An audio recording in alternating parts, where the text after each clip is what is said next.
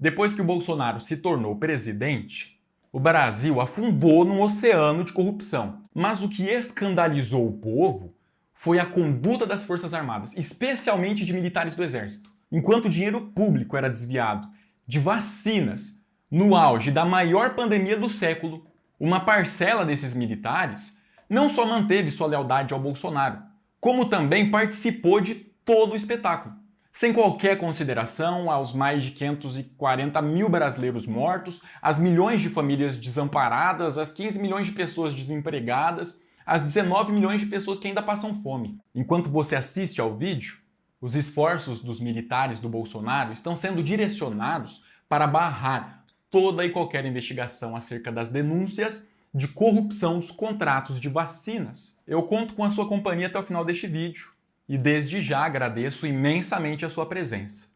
Porque quanto maior o número de pessoas informadas acerca de tudo que está acontecendo, melhor vai ser para o nosso país.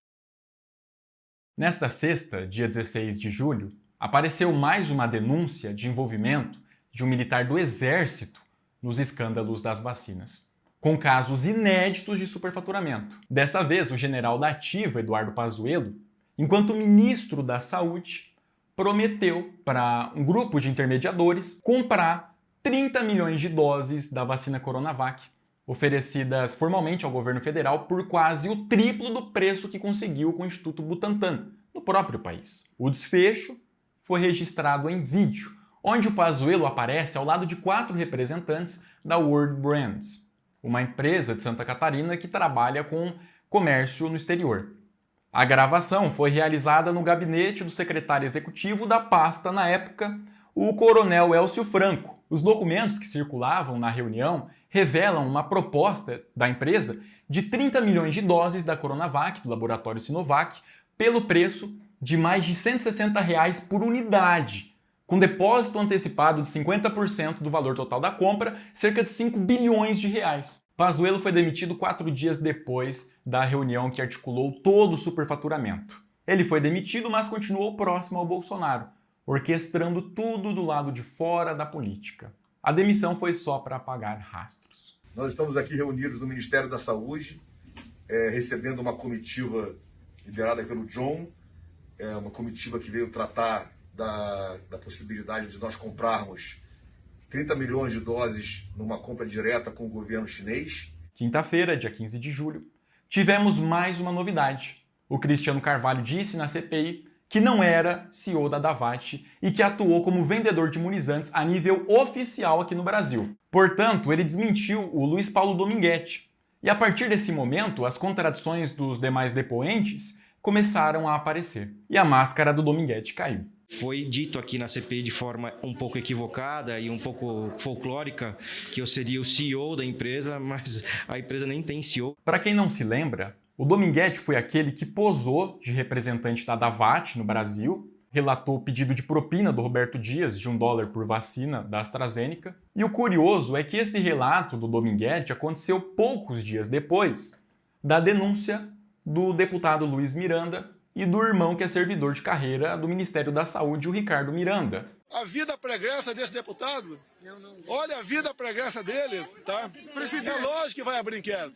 É lógico que vai abrir inquérito. Essa denúncia dos irmãos Miranda apontou o superfaturamento de 1000% na aquisição das vacinas Covaxin, com envolvimento do líder do governo, Ricardo Barros, da namorada do Vacef, além de outras pessoas com bastante intimidade com o Bolsonaro. Um dia depois que o Dominguete fez seu relato de propina, ele foi para a CPI, onde se empenhou na tarefa de tentar tirar a credibilidade dos fatos apontados na denúncia dos irmãos Miranda. Ele fez o possível para mostrar um áudio do Luiz Miranda, enviado à Davat, onde o deputado teria solicitado uma parte dos desvios de dinheiro público das vacinas. O depoente sugeriu que Luiz Miranda estaria tentando intermediar a compra de vacinas. Vou falar direto com o cara vai pedir toda a documentação do comprador. Você sabe que eu tenho um comprador e com potencial de pagamento instantâneo, até que ele compra o tempo todo lá, quantidades menores, obviamente. Acontece que ontem o Cristiano Carvalho, que é vendedor oficial da Davat, disse que o áudio do Miranda,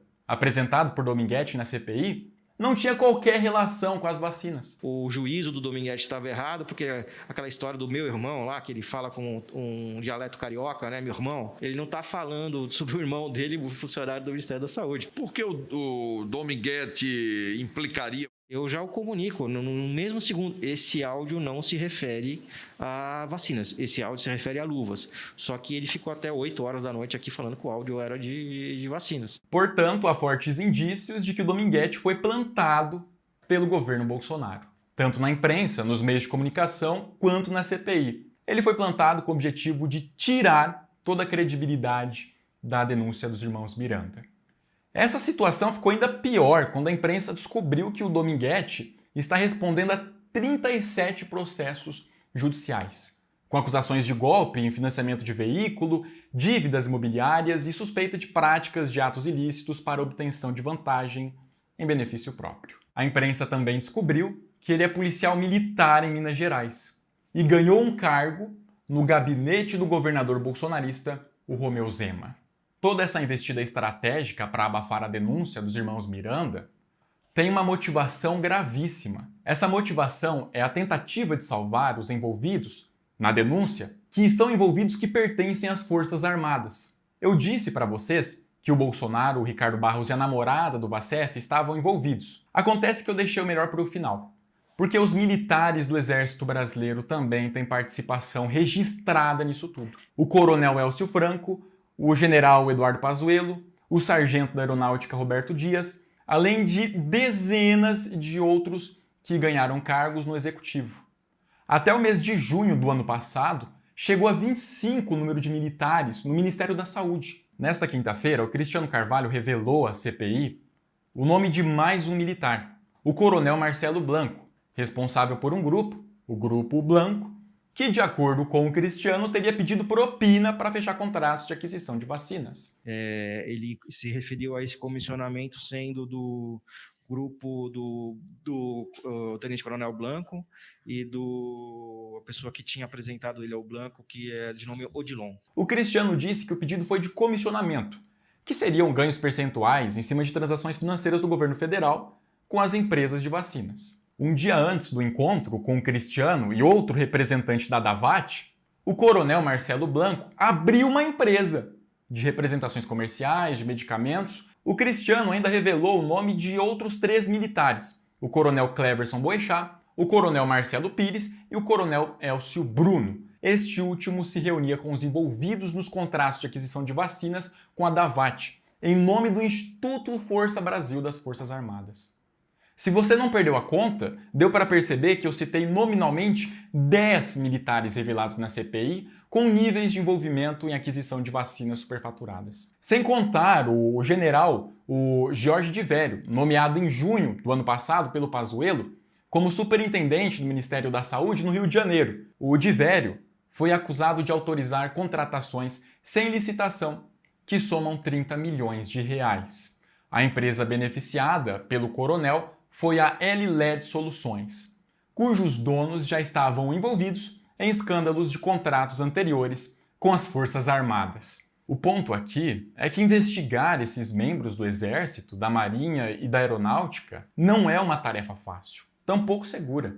Quando um civil é investigado, um cidadão comum, como eu e você, a gente pode contestar, a gente pode fazer declarações públicas e se revoltar nas redes. Mas os militares do Exército têm outros meios de contra-ataque. Eles têm tanque de guerra, armamento pesado, controle de explosivos e qualquer tipo de instrumento de artilharia que existe em território nacional. Na última semana, o senador Omar Aziz, presidente da CPI, conseguiu novas informações de envolvimento de militares nos escândalos de corrupção das vacinas. E naquele mesmo dia, o Ministério da Defesa e o comandante das Forças Armadas emitiram uma nota oficial dizendo, abre aspas, que não aceitarão qualquer ataque leviano às instituições e que as Forças Armadas são responsáveis por manter o equilíbrio democrático do Brasil. Ou seja, o recado está dado. Essa também não foi a primeira vez. O Augusto Heleno, do GSI, emitiu uma nota enquanto general do Exército no ano passado, dizendo que não seria tolerado qualquer exagero do Supremo Tribunal Federal. Na época, ele acrescentou que, se fosse necessário, poderiam acontecer repressões. O Bolsonaro sabe disso. Não à toa concedeu cargos no governo federal, com salários elevados para quase 3 mil integrantes das Forças Armadas. Sem contar os gastos bilionários do dinheiro público com picanha, cerveja, leite condensado e outras regalias. Nessa história do leite condensado, o Bolsonaro pagou cerca de 2 milhões de reais para uma empresa de fachada que no endereço registrado do CNPJ tinha uma casa pequena, vazia e caindo aos pedaços. Eu só quero dizer que as Forças Armadas podem contribuir imensamente com o povo brasileiro, através de atitudes simples, como reconhecer que seus membros não são perfeitos e que há militares que podem estar se beneficiando do atual governo e dos escândalos de corrupção existentes. Este vídeo não tem a intenção de atacar a credibilidade das Forças Armadas, mas de tentar ajudar. A rejeição ao Bolsonaro já está muito alta, recorde desde o início do mandato. Ele não será reeleito, mas as Forças Armadas continuarão existindo enquanto instituição. Porque um presidente entra, fica 4 anos no poder e sai. A instituição é permanente. Os militares das Forças Armadas não dependem de um presidente para serem financiados. Eles dependem do povo, de quem paga impostos, que verdadeiramente sustenta as Forças Armadas. O povo é soberano e todo o poder emana não das Forças Armadas, mas do povo.